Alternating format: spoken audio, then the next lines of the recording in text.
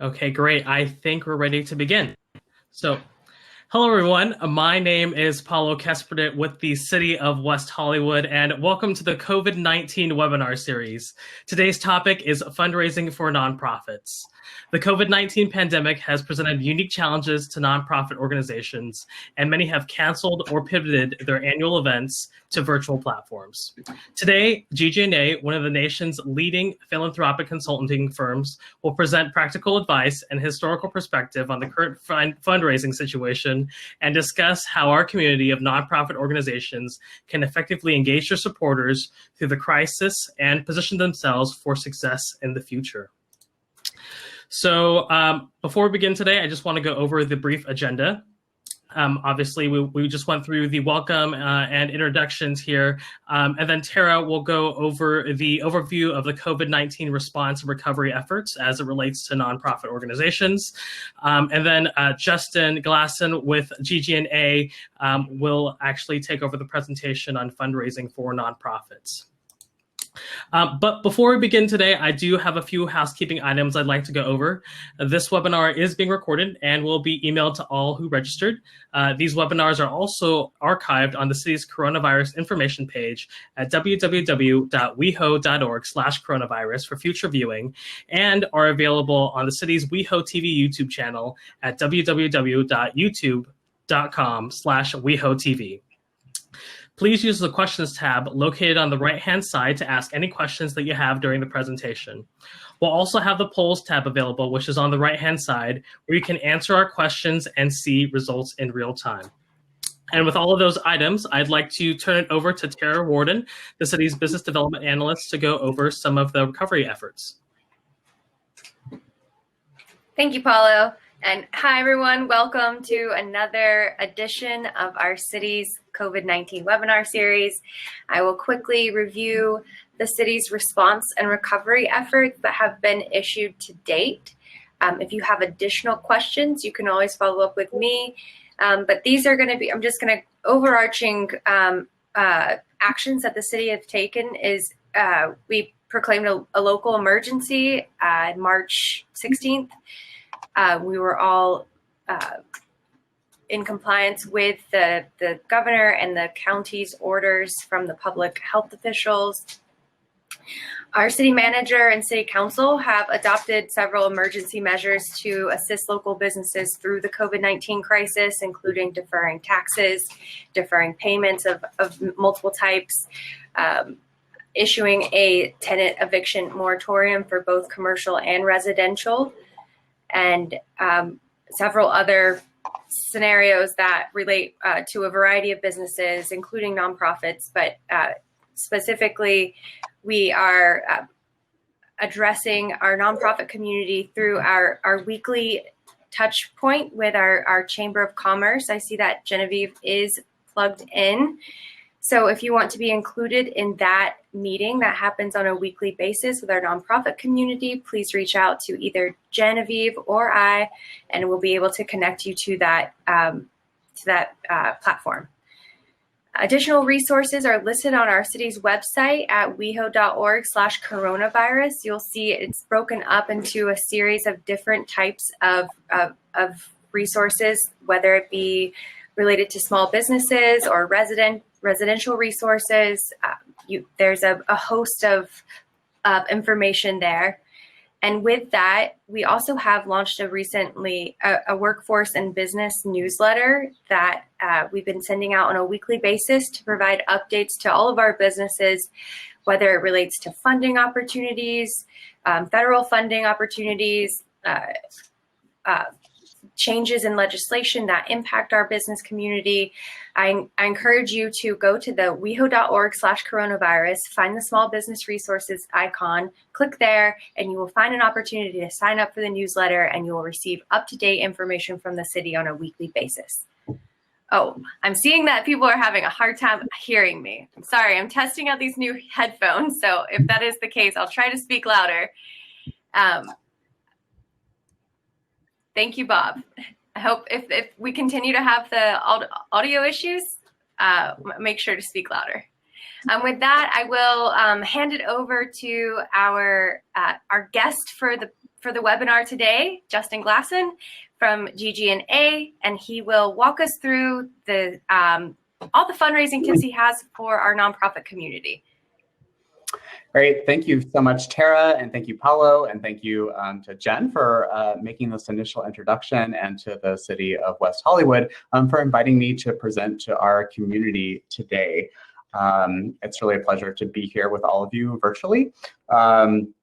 Just as a quick agenda for the talk for our hour, I'll offer a few words of introduction about who I am and who our firm is, then offer some perspectives on the current situation for nonprofit fundraising with a kind of broad view, and then knowing that we're representing a broad set of types of organizations, we'll provide as much generic advice as we can that will be helpful to as many people as possible. And we'll get through that in about half an hour so that we can really spend time fielding your questions through the chat function, and Paulo and Tara will be monitoring those throughout the presentation. And we do have a few spots built into the presentation if you have questions on specific slides or content as we go, and then at the end we'll have time to maybe get in deeper into some of the topics that you are interested in discussing more in depth.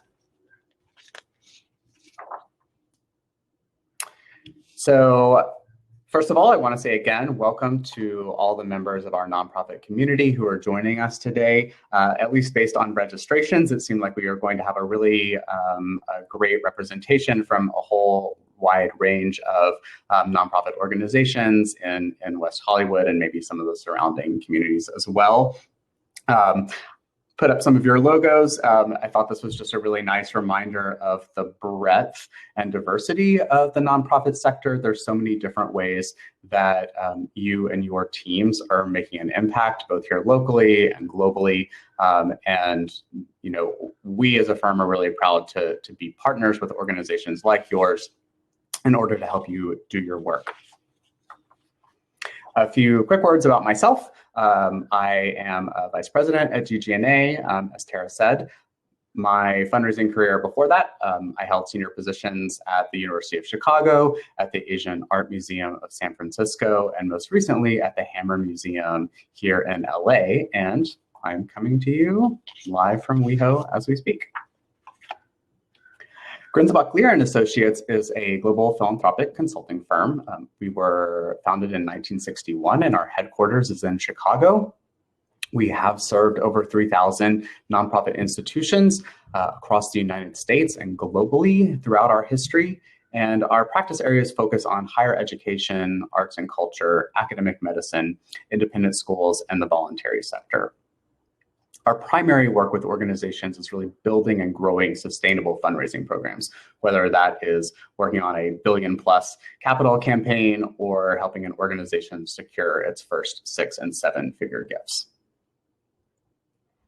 To give you a sense of some of the clients we work with here in the greater LA area, it is a wide range of major research universities, smaller colleges, independent schools, and many of the cultural organizations here in town, from the Huntington to the Center Theater Group, LA Phil, and more.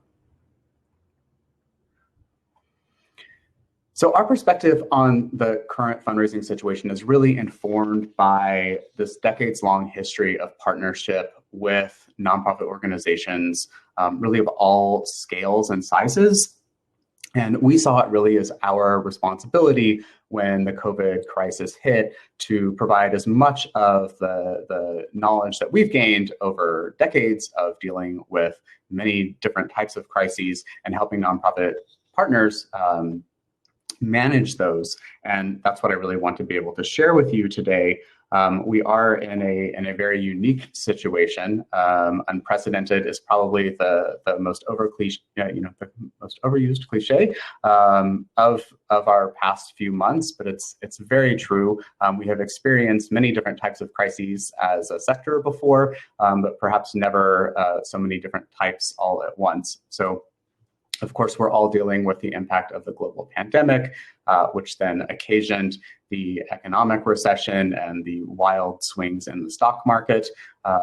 we've been helping organizations grapple with those things for the past now 3+ months. And then for the last month, of course, so many of us are also dealing very seriously with the real profound moral reckoning of racial injustice, the Black Lives Matter movement, and taking that very seriously as another challenge that our organizations need to respond to thoughtfully. So each one of these things would be a challenge in its own right, but collectively they really do represent probably the largest strain that's been placed on our nonprofit organizations in any of our lifetimes. Since the outbreak of the coronavirus in the United States, when most of us went into social distancing and home quarantine, GG&A has been surveying nonprofit partners across the country about how they're responding. And I've pulled out a couple of slides that I thought just might provide some interesting context for the group. We've been doing this survey now for 14 weeks straight. This is the most recent results. And this question is for organizations, what is the negative impact that you see coronavirus having on your fundraising efforts? And this is a collection of anyone who responded at 8, 9, or 10 on a 1 to 10 scale. So we call that a highly negative impact. And the 3 colors are over the next 30 days, over the next 60 days, and over the next 90 days. And starting from March early on, where there was a very high percentage of perceived negative impact in the short term, everything is actually consolidated fairly interestingly around this like 40 to 45% in terms of a very negative impact. So we know that this is it's negatively impacting most organizations. Some have succeeded in continuing their fundraising really effectively. We'll talk about some of the strategies that they've used, but we know this is both a medium and sort of long-term challenge for us. Many organizations are wrapping up their fiscal years on June 30th. This was a question about the impact of the current crisis on reaching current fundraising goals. And you'll see that about a quarter expect to exceed their goal this year, about a quarter will basically meet their goal, and half are expected to finish under their goal. Now, coronavirus, of course, really impacted the second half of the fiscal year. And so, it's not the sole factor, of course, in any organization's performance, but an interesting data point to note that at least half the organizations are finishing the current year strong. Similar question about next fiscal year's fundraising goals. Many organizations are going through the goal setting process right now. About 1/5 are planning an increased goal for next year. Many people have lost earned revenue in the pandemic shutdown that they absolutely cannot replace, and are looking to contributed revenue to make up some of that gap. So we do see some organizations that are really doubling down on philanthropy and expecting that to be the major source of their funding for the year. 1/3 about are planning a flat goal, and half of organizations expect to raise less next year than this year. So to take a step back from the immediate circumstance, what you're looking at is a graph of total charitable giving in the United States over the last 40 years. The dotted line reflects current or nominal dollars in each year, and the bars are adjusted for inflation. This is probably the single most important and useful piece of data that we've been able to provide our clients in the current coronavirus setting. The gold bars are the 4 recessionary periods we've experienced in this 40-year period, and you can see that, in fact, in nominal terms, giving has only dropped in the United States 3 times in a 40-year period. Those were years 1987, 2008, and 2009. A couple of things to note about this chart. First of all, overall, just the positive upward trajectory over time. We have seen philanthropy grow progressively, sort of steady growth over time, followed by some precipitous drops caused by recessions, but that actually the giving returns fairly quickly following those recessionary periods. So we have seen, again, these 4 periods of recession. We're certainly headed towards one now, most likely. But I think another thing that is very helpful to see in this chart is that while it may feel from time to time that the sky is falling on us, the level of dip in giving has really been measured in the single digits in terms of a percentage drop during these past recessions. And so that should give us some confidence about the durability of generosity and philanthropy as we navigate economic uncertainty. This chart is also very helpful. What this shows is charitable giving in the United States over that same 40-year period as a percent of gross domestic product. So while many of us are focused on the vertiginous swings in the stock market from day to day, the actual most consistent predictor of charitable giving is simply as a percentage of GDP. There's a great deal of reliability there. Americans do decrease their giving in periods of economic downturn, but essentially as a portion of their own, as a sort of portion of the the impact that it's had on their own finances, giving doesn't stop. I've included this chart as well as just a first bit of advice for everyone, which is really to remember that individual donors drive charitable giving. This has been true. It was true in 1980. It was true in 1990. It's true in 2000. It's true today. What you're looking at is a chart broken up into 5-year spans of charitable giving by source, where the lightest color gold is individuals. Underneath that is foundations, many of which are also driven by individuals, as those are private family foundations. Bequests, so testamentary gifts after death, also very driven by individuals, and then corporate foundation, giving really holding steady at 5% throughout this whole period, except for 6% in 85 to 89. So, there's a lot that we could say about this. The main message is that you should really be focused on your individual donors, and we'll talk about ways to do that. And then a final chart. This is just released from Giving USA. It's a consortium of organizations that provide the most reliable data on US giving. And the charts I showed earlier also come from this report. Last year, charitable giving totaled nearly $450 billion. This was the largest nominal year of giving to date. And virtually every sector, so all of these but 3, saw their highest totals ever, and among giving sources, every source type set a record for either the highest or the number 2 year in 2019. So some key takeaways from this. 2019, strongest year for giving in US history. We are encountering a difficult situation now, but we have very strong tailwinds behind us coming into the current crisis. Second lesson is that economic downturns don't change our values. People give to charitable organizations because of their desire to have an impact in the world, because they care about what you do and what your mission is, and those things don't change. I often have been talking to organizations and said, did you stop loving your family because of coronavirus? No. These are deeply held relationships with our organizations, and our donors want to continue to support us. People are generous in good times and bad.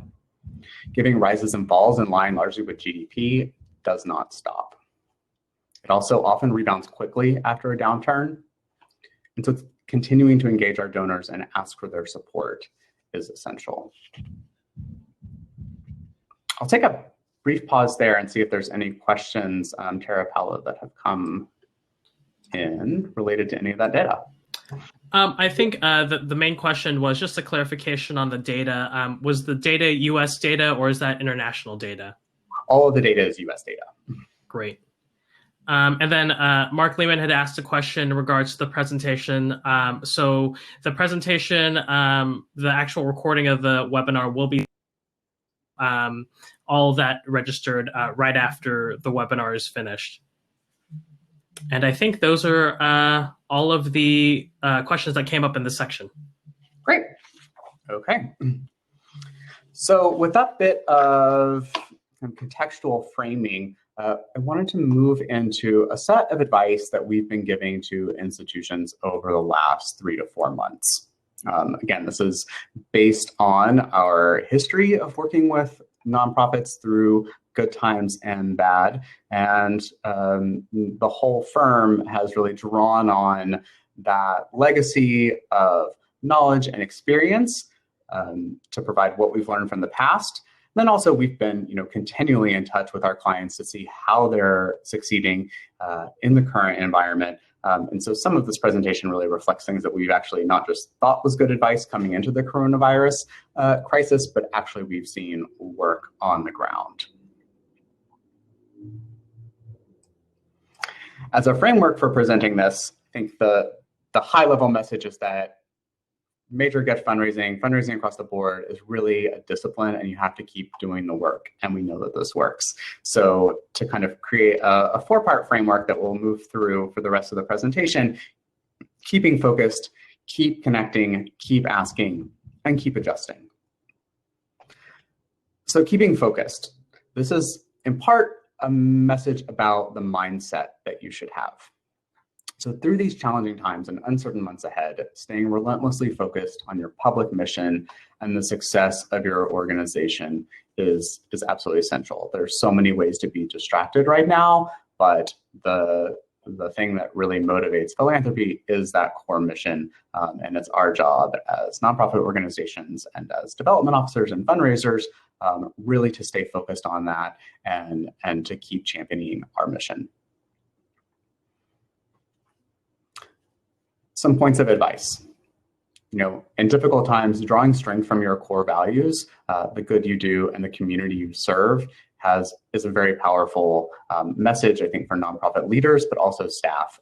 We know everyone has been through a lot over the last 3 months, and I think many of us feel very privileged to work in the nonprofit space because the work that we do, whether it has a direct impact on the COVID situation or promoting social and racial justice, or whether it contributes in any number of other ways to the health and well-being of our society, it's very important work, and we should feel really good about doing it. Again, staying focused on your mission and your future. This is very important. Donors want to support organizations that have an impact in the world and that are going to make a difference going forward. So we're really encouraging folks. Of course, you have to manage the exigencies of the particular moment, but in terms of your fundraising approach, really sticking with your mission and your future is key. Just a reminder, all of this, all of our fundraising work is done by people, and so you have to take care of yourself and your team first and foremost. Good advice from any crisis that organizations go through is to stay informed with the news, but don't obsess. There's a constant flood of information that's easy to get lost in, and we really want people to, you have to stay attuned to the situation, but focus on your day job. And all of this is to say you have to do the work to keep your donors active and engaged. Any questions from the field right now? We'll move on. Keep connecting. This is really about communication strategy within our complex set of crises that are happening right now. So donors, patrons, supporters need to know now more than ever that you as an organization care about them, that they matter, and that they're valued members of the larger community. This is a really important message.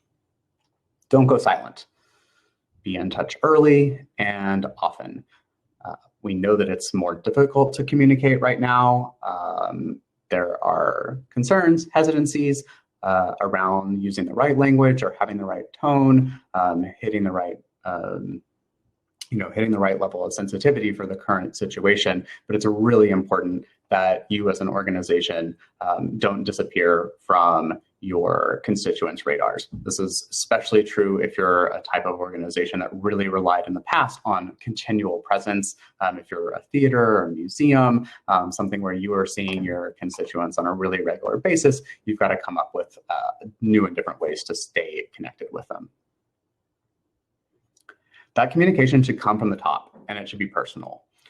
This is really the time to hear from executive directors, presidents, board chairs, in a personal way. We really have seen a lot of success with this. Videotaped, recorded messages, phone calls, town halls, virtual town halls with alumni groups or member bases. The COVID crisis does have many silver linings, and one of them has really been the fact that leadership of organization can have access to a much broader portion of your constituents through these virtual means than we've had in the past. And in a moment of crisis, we really do, as donors, want to hear from institutional leadership about how they're navigating the crisis, more so than the sort of generic institutional voice.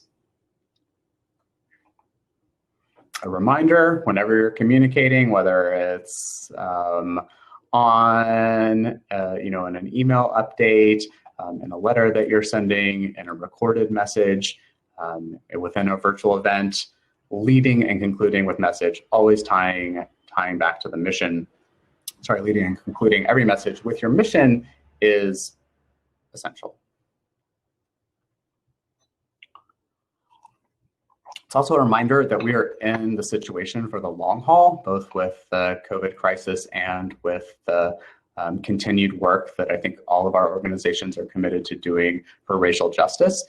You're going to have many chances to communicate with your constituents, and our advice is to plan to communicate on a consistent, regular cadence. It's one message that's perfectly written is not going to cut it in any of these situations. If your first and only COVID communication was back in March, it's out of date now. The world is evolving more rapidly than it ever has, and people who know and care about your organization want to know how you're responding on a frequent basis. It's also important, as it says there, to be honest and authentic. People really need to know what your struggles are, how you're responding in a realistic way. The final piece of advice on connecting is to invite engagement. All philanthropic relationships are two-way streets, and when you're communicating in this current situation, it's really advisable to give your donors, board members, patrons, other types of supporters ways of communicating back to you. Survey them, solicit their feedback, and really listen to it and take it seriously. This is the type of activity right now that builds trust and confidence for the long run. I'll take a beat there. Any questions? Yes, it does look like we have a great question from Tony. Okay. So I think we have several folks that are interested in hearing what you would have to say in response to this. So the question is, where would you recommend nonprofits, especially those that are not essential services, focus our fundraising as we continue to be impacted by COVID-19 and social distancing? Would it be one-on-one donor outreach, virtual fundraising events, grant writing to institutional funders, i.e. government, foundations, corporations? So if you could take a stab at that, and then potentially more questions will come. Great. So whether we're in a crisis or not, our advice is around individuals. Your best and most likely supporter is someone who has supported you in the past. And so doing excellent stewardship of your past donors and staying completely connected with them and bringing them along this journey with you is our number one piece of advice. So I would say if you had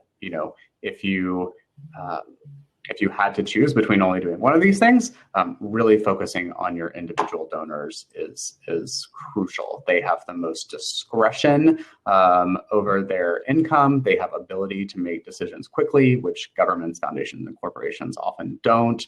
And again, they are prepared to go with you through this crisis. It also hopefully is a type of fundraising that you've been doing in the past. And so the pivot from maybe meeting face-to-face to meeting online is not ideal, but it works. And we've seen a lot of evidence of that over the last 3 months from our clients who have moved really quickly into doing phone calls and Zoom visits with their donors and continuing to engage them and ask them for support. Virtual events are a challenge for everyone. I think we'll probably get many questions about them, and we can talk about that during the Q&A portion. Events are a low return on investment way of raising money compared to other types of engagement, especially major gifts. And we see the coronavirus context as an opportunity really to go back and revisit the purpose of your events and the return on investment, and to see if there's not better ways that you could raise some of those dollars. I think we have a few more questions sort of based on that same topic, if you want to. Okay. We have several questions from Genevieve that looks like she's asking, do you know what types of trends will be for gala event fundraising? Besides the virtual events, how is this being replaced? Galas is a big topic, and I will not pretend to be an expert on how everyone is moving to virtual galas. I did do some, I can say I have talked to a lot of clients who are dealing with this challenge.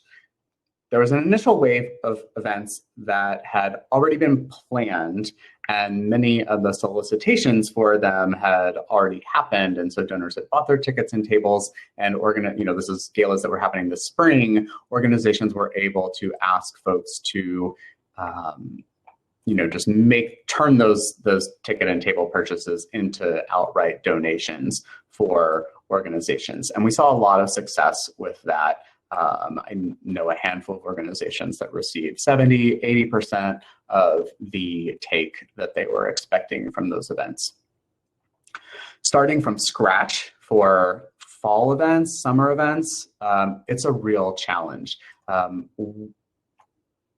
would say that it is very hard to pivot a complete in-person event into something in the digital space if you were really relying on that in-person experience. Now, we've definitely seen organizations put on great virtual programs that are entertaining, that draw a lot of people and new eyeballs, and there can be a real value in that. I think the critical thing that you need to do, both when you're thinking about your existing event that you're trying to replace and the opportunity to do something new in the digital space, is to be incredibly rigorous about the objectives of each of those activities. So if you used to do a gala, it's really important to think about who are the folks who came, what other relationships do they have to the organization? Is the only reason they give to you because of that gala? We often find that to be an erroneous assumption on the part of organizations, that the only way this person's ever going to write that check is if we invite them to have this great event. We often find that board members are the largest supporters of galas at organizations, and that those are gifts that you really could secure by having a thoughtful one-on-one conversation with your donor base. Again, this is an evolving space. I encourage you to use Google, look up virtual events. There's a lot of people there's event companies that have made the pivot who are willing to be good partners with you to help. I think that's important.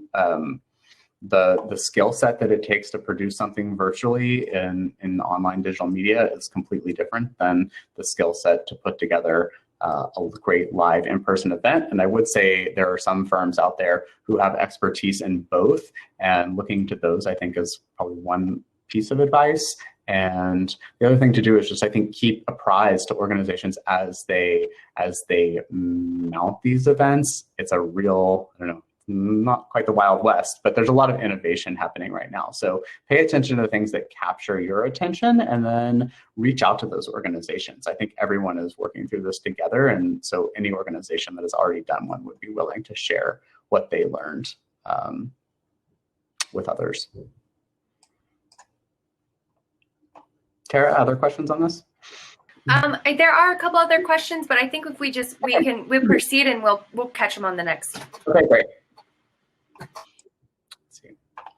So keep asking. One of the most important messages of this entire presentation is that your mission mattered before this crisis and it still matters today. You must be sensitive to the situation, but every nonprofit should be fully confident in asking for gifts that are going to see you through to a stronger future. So again, keep asking, don't stop. Don't let anyone within your organization persuade you that this is not the right time to be continuing with your fundraising efforts. This was important advice, I think, especially in March, and most people have gotten comfortable with continuing to solicit funds over the past 3 months.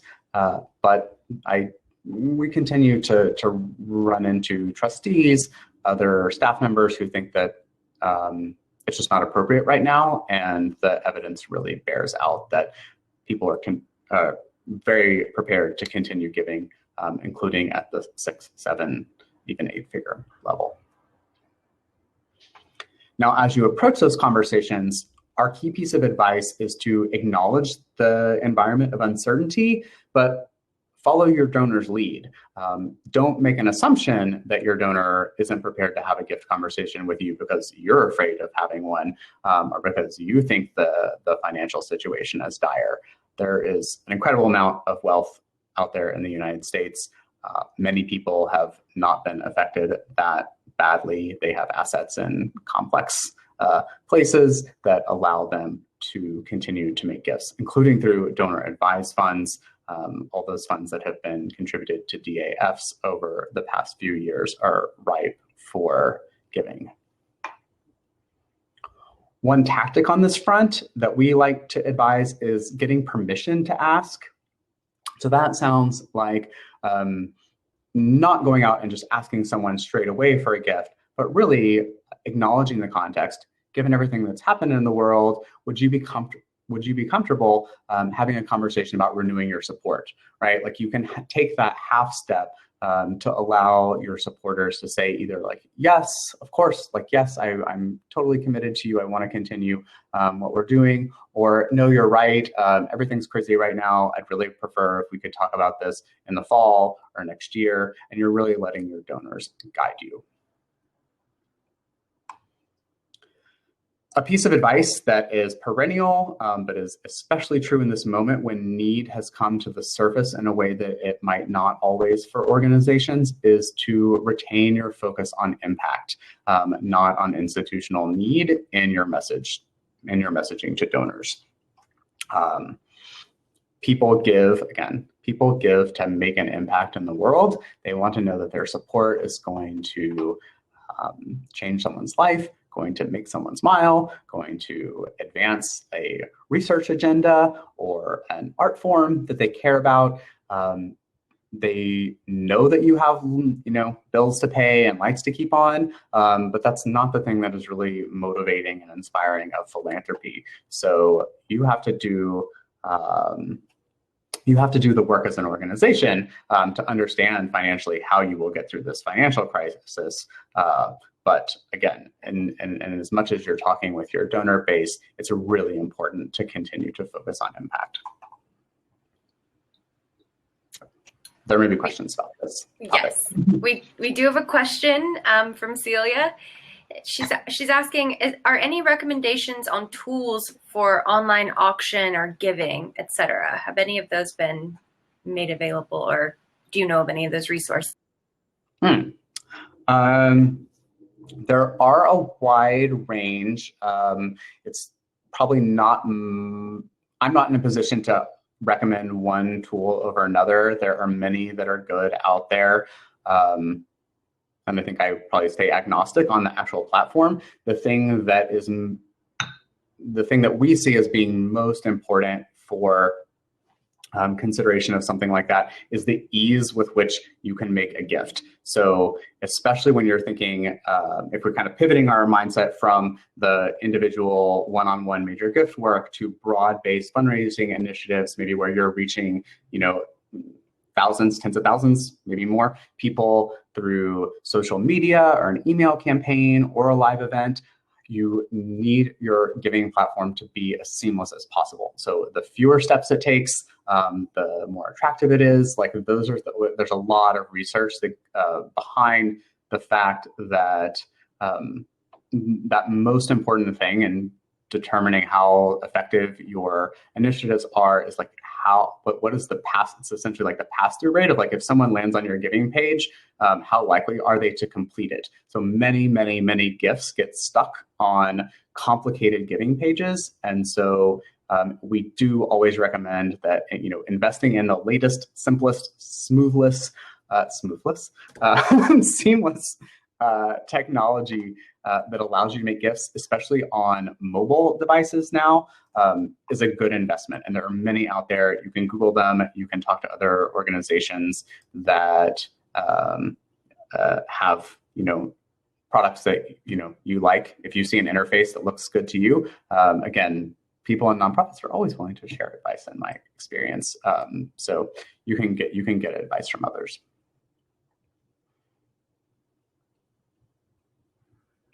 Other questions? I don't think there are any others for this section, but we can save those till the end for the Q&A. Great. Okay. So our fourth key topic is keep adjusting. In this constantly shifting context, nimble organizations should respond to the crisis with creativity and ingenuity that reflects and strengthens their core missions. Coming back to a point I touched on a bit earlier is finding ways to be present and relevant. So, whether this is through new types of online content, new types of email communication, phone calls. I think the rediscovery of the telephone has been one of the great silver linings of the COVID crisis. We find so many of our donors, especially who are stuck at home, and maybe elderly, are really open to talking with you right now and hearing about how your organization is doing.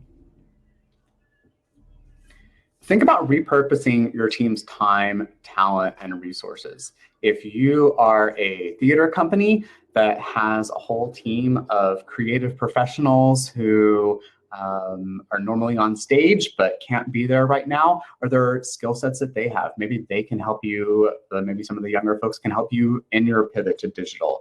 Maybe some of the cast members from a beloved production in the past could be enlisted to call each of your annual subscribers and thank them for their consistent support.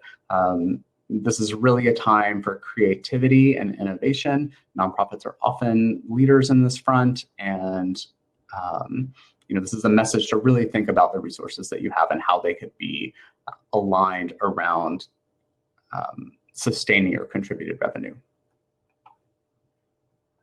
The third point is to share your evolving plans and ask for feedback. This goes back to that point about communicating regularly with your donor base. We know that virtually every organization has been through some process of scenario planning over the last few months. We don't know, no one has a crystal ball. Things might be one way and they might be another. You have likely put a great deal of thought into how your organization is going to respond. And we think that it's a very good step, especially with your leadership, like your board level donors, your most important supporters, to make them part of that conversation, bring them along and let them know what you're thinking. Next point is to get good at digital. We're all dealing in this new environment now, and I think the organizations that are really embracing new technology, exploring, I'm sorry, I didn't have specific platforms to recommend on this front, but it really is worth the time learning whichever product it is that you choose to use, so that you can continue to communicate really effectively and engage people in this new world. And then be prepared to revise your messaging again and again and again. Again, the message that you sent in March is perhaps totally irrelevant now. Things are changing day to day. So you have to be willing to put in the time and effort as an institution to think through how you're articulating your message and your impact, which doesn't change, but in a constantly evolving setting. So you have to keep doing the work and keep at it. I hope some of this has been helpful. Before we dive into further Q&A, I want, in part because our time is running short, I want to make sure that everyone has my contact information. If there's a question that you have that we don't get a chance to ask, please feel free to email me or connect on LinkedIn. And the other thing I wanted to mention is that on our website, there are a whole host of webinars, thought leadership pieces, survey responses, other things that are all free of charge for everyone in the nonprofit community to access. So more where this came from. And now, happy to field other questions. Okay, great. Oh. Go ahead, Tara, take it away. Okay. Thank you, Justin. That was a really informative presentation. I think that this has inspired several thought gears to start moving. So we have a couple of questions, and maybe if others want to submit either questions on the chat function or the questions tab, we'll try to get through as many as we can with the rest of the time that we have right now. One of the questions I think came a little while ago, and I'm going to read it, but then I think what the Genevieve is asking is, what are sponsors seeking now? Are they, and I'm not sure if this was related to her previous question about the galas, as we often know, galas are largely supported by sponsorship sometimes. Are sponsors seeking brand exposure, opportunities to drive traffic to a business, or just for sort of a feel-good cause? If you have any thoughts on that, that would be great.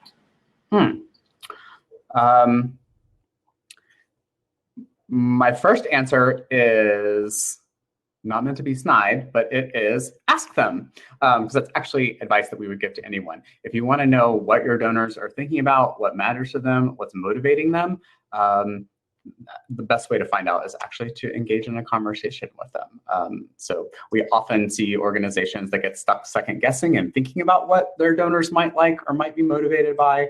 And this is just, that question's a nice opportunity to say the really best thing to do is to use your connections and reach out and have those conversations.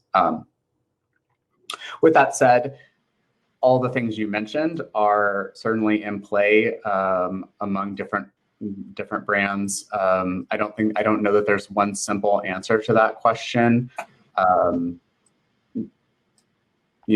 Every firm is responding and dealing with the same unpredictable situation that many of us are, and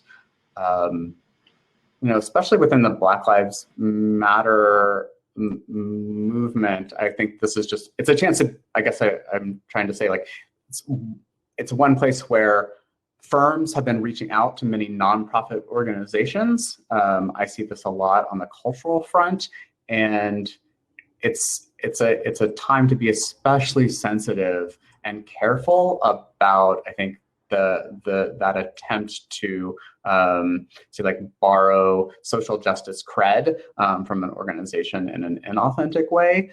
So any of those partnerships really need to be driven by a sense of authentic connection with your mission. And yeah, I don't know. I'm not sure I have a great answer to that, but you should ask your corporate supporters. That was a great response. Thank you, Justin. We have a couple more questions rolling in. This one, I think, might be a little bit outside of the scope of your sort of bigger vision knowledge, but if anybody's on the call and has a recommendation for Jennifer, she's asking, has anyone used a donation platform that they would recommend for adding a donate button or link to their website? But we'll move along to another one. Celia is asking, are companies or foundations open to giving in this COVID situation, or has it gone down this year? Has giving gone down? It seems like maybe she's asking, has COVID really impacted the amount that companies and foundations are giving during this time?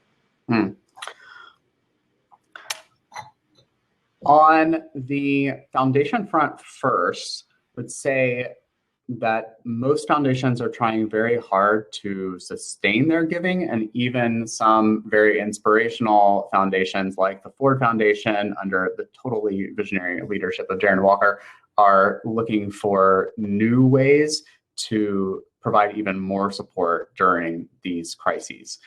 So you could maybe look up the news coverage of what the Ford Foundation is doing. They actually are really, I guess, issuing bonds because they're sitting on billions of dollars of endowment that they actually can't tap, but they can use their financial heft to issue bonds that they can use to make more grants to organizations right now. And what happens at that national scale often trickles down into smaller and more locally based foundations. So I think we can expect to see foundation giving be sustained. Many foundations set the amount that they give based on very conservative rolling averages over a multi-year period. So again, many of the foundations will be striving to keep their giving up. On the corporate front, certainly some organizations are continuing to give. They're seeing this as an opportunity to ramp up their social responsibility initiatives. So that giving is continuing. One of the things when you look back at that history of giving in the United States over a long period, corporate also sort of tends to stay fixed at a relatively defined percent of corporate profits and GDP. So, which is to say, as corporate profits are impacted by the economic crisis, we're certainly going to see some decline. Thanks, Justin. Another question here came in, and I think that's in regards to talking to your donors on how customized does your proposal need to be? Is it just, hello, Jane Doe, or how customized does that letter or the ask need to be? That's probably that's a good question, and it may be a little difficult for me to answer in the completely abstract setting. To the extent that you're asking someone to make a significant commitment, you're wanting to be incredibly personalized, right? So at one end of the spectrum, a very serious major gift proposal is the result of many months or even years of relationship building and finding out what matters to your donor and how that aligns with the priorities of your institution. So that's a incredibly personalized sort of solicitation. At the other end, where you might be having something on social media or a Facebook ad or an email that is easy to respond to because it connects. And I think the thing that unites those two is that you are looking, again, to match up what people care about with the mission and the impact that you have in the world. So I can't really speak to how personal your solicitation should be in a kind of blanket way. But think about who you're communicating to and what you know about what they care about, and how can your mission and the work that you do in the world let them have that impact, right? We want donors to, by making a gift, I get to feel good. Giving feels good. I get to either change something in the world, I get to preserve something in the world, I get to feel empowered by contributing, and that holds true across the spectrum. I also want to put a footnote on my previous answer, which is that I am not a prognosticator. Can only look at what we have seen in the past. I don't know that corporate giving will necessarily dip, but given past trends, that would not be unexpected.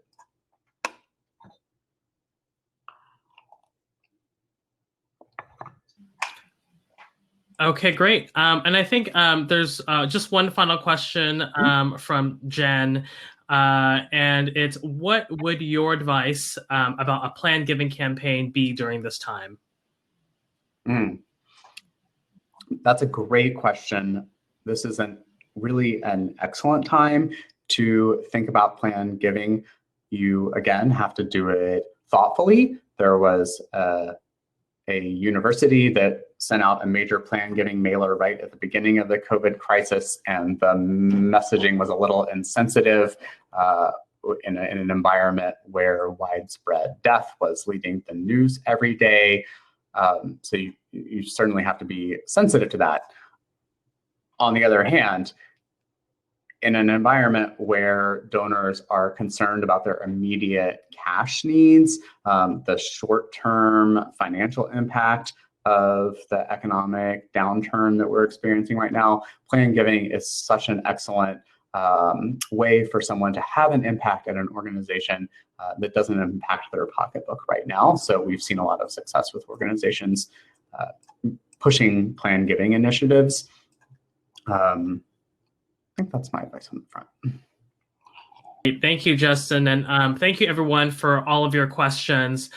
Before we leave today, Justin, are there any other final words? And maybe if you want to share up your contact information to the audience or anyone watching. Again, I'll just say how much I appreciate the chance to share a bit of wisdom and advice with this group. Again, I think one of the messages as a takeaway is that this is a community. I really hope that people, I thank the West Hollywood City for bringing us all together, and would encourage people to, reach out, use each other as resources. We're really all in the situation together, and we will get through it together. So thank you all very much. Great. Thank you, Justin. And thank you, everyone, for joining here today at today's West Hollywood COVID-19 webinar series. Please make sure to visit our city's website at www.weho.org/coronavirus for more information and for more COVID-19 webinar series that have been recorded. Until next time, everyone, have a great day. Thanks.